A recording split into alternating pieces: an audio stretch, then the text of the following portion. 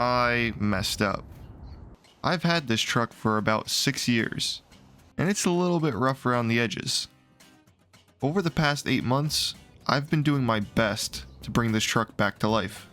I added new leaf springs, removed rotted mounts, and replaced the driver's side floor. Even so, there's still a lot wrong with the passenger side, including rust. Lots of rust. But today, that's going to change. Rust repair is really not my bread and butter. But if that's what it takes to make this truck safe and functional, then so be it. I've known about the cab supports, or lack thereof, for quite some time. But I seriously underestimated how bad the damage actually was. There's rust everywhere. So I figured the best way to go about this is to cut anything with rust and replace it. Starting with the cab support, there is a bunch of spot welds holding it in. If you have ever dealt with spot welds, they can be pretty annoying, especially if you can't find them through the rust. But since the floor is getting replaced anyway, why struggle? Nice.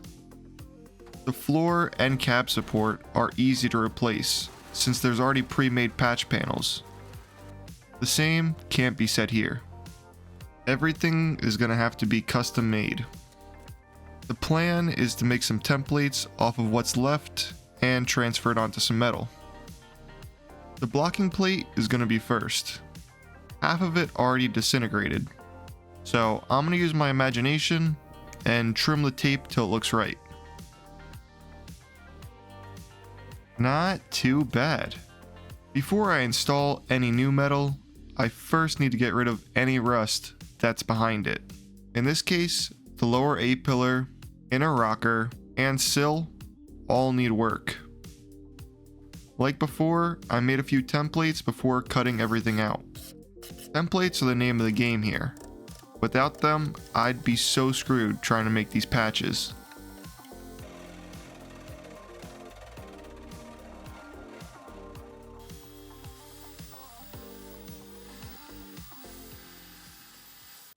So the sill is actually made from 16 gauge metal, which is pretty thick for sheet metal.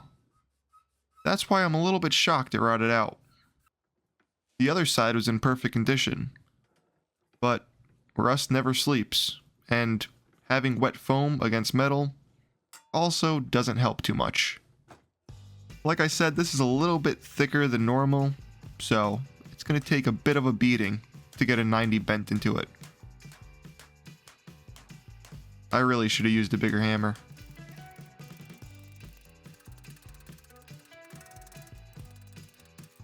The only thing left to do is weld it in.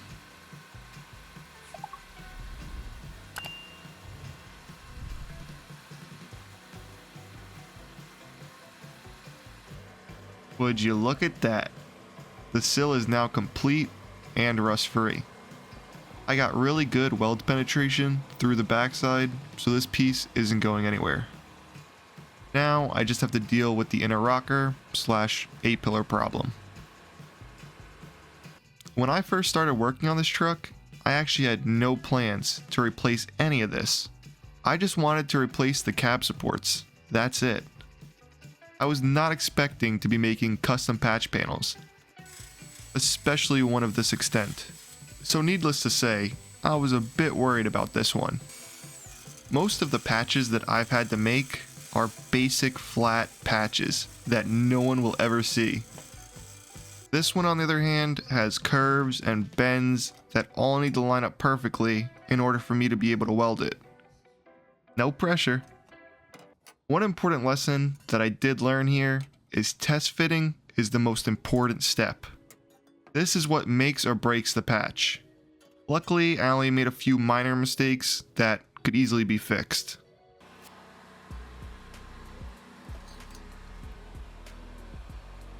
Looks good enough to me.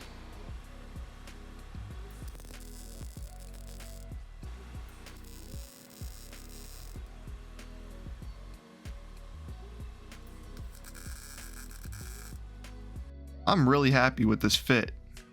The gaps look good everywhere, except on the bottom piece. I'll have to massage that into place later. I never want to deal with this again, at least on this truck.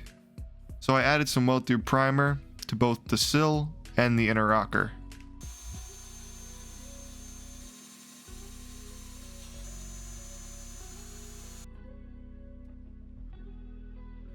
Look at that. It only took a few passes of weld to fill in all the pinholes and whatnot, but it came out really nice. To finish this trifecta, the blocking plate that I made earlier needs to be welded on too. I would say that I've gotten pretty decent at doing butt welds, but plug welds still trip me up almost every time. It just so happens that this panel gets attached by a bunch of plug welds. 26 to be exact.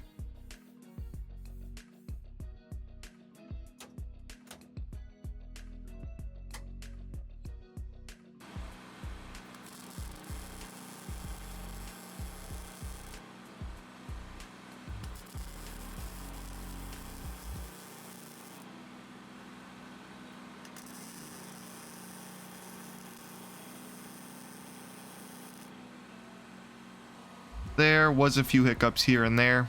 I'm not perfect, but I just had to go back and re-weld them, and after I grinded them, you would never know. So finally, this section is officially fixed. There's just one small problem. There's still a massive hole in my floor. Earlier in the episode, you may have noticed that I cut the patch panel out with the Sawzall. What I didn't show is that I was cutting the old floor out at the same time.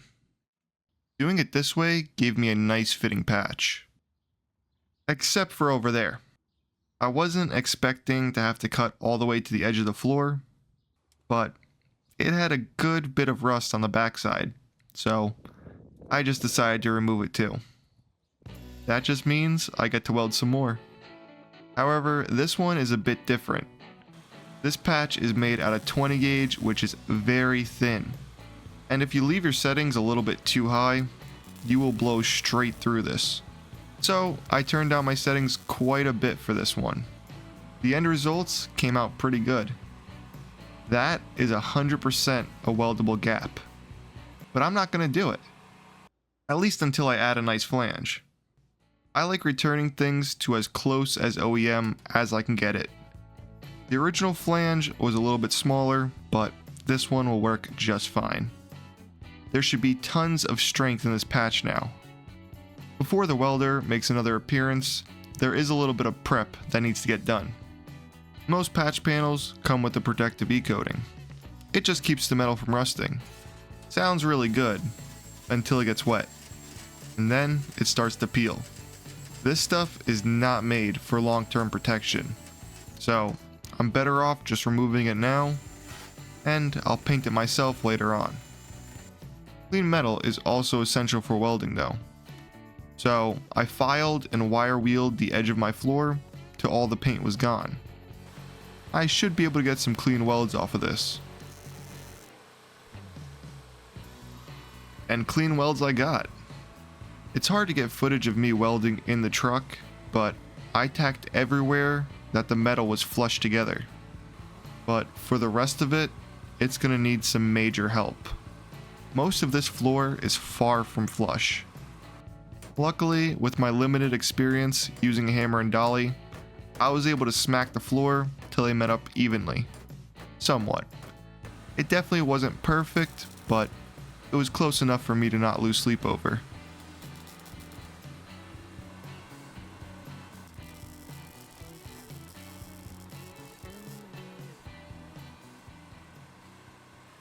I'm a little bit pissed.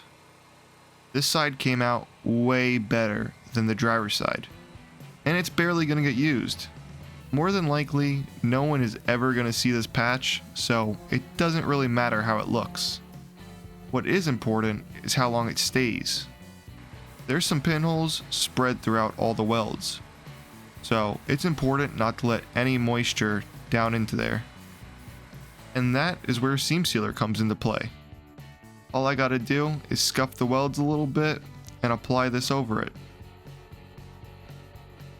I've been so happy with how this project has been going. Everything has turned out great in my opinion. The one regret that I have is the seam sealer. It's still gonna do its job, but man, I wish I took the extra time to make this look better.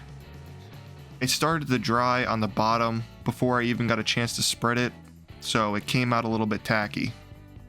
Luckily, this all does get covered. I just wish I did a better job here. It's done though, and it's protected.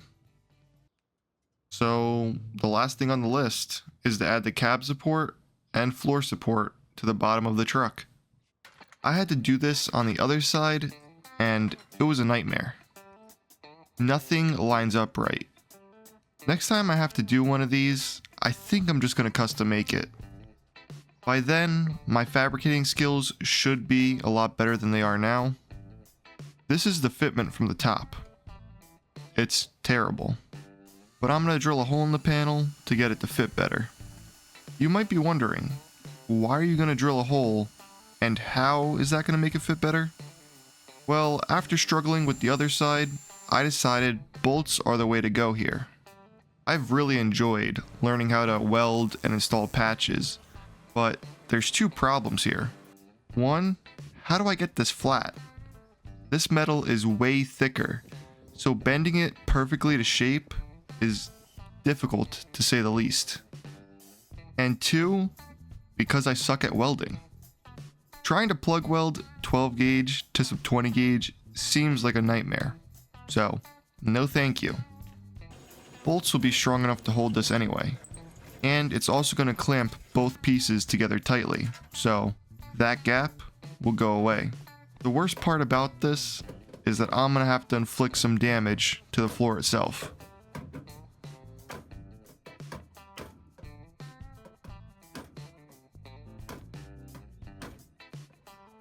Well, that's nice. I now have something to hold my cab up. Now we just have the floor support.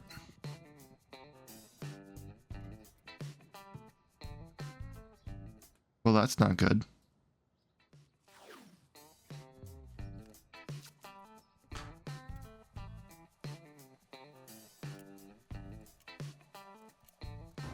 Remember earlier when I said I like returning things to as close as OEM as I can get it? That's not happening here. Again, this same problem occurred on the other side. But to make matters worse, I tried to make an OEM repair, and that didn't fit either. So this time's gonna be different. Lots of test fitting. As long as I get close enough to lay some weld down, I'll be happy. I'm still new to this, but I feel like every time I test fit something on the truck and then go to weld it, something moves. That's what happened here. I just don't know it yet. Before I welded this, it was a spot-on fit. But this is still good enough for who it's for, so let's weld it up.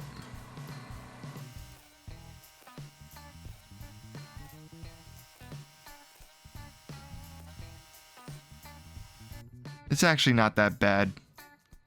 There is a few spots where the metal is flush, so I'll probably just lap weld this in and be done with it. But that is going to happen off camera because I'm out of welding gas. And it's going to be a while before I work on this thing again, due to New Jersey's lovely weather. So thank you guys for watching, and I'll see you guys in the next one.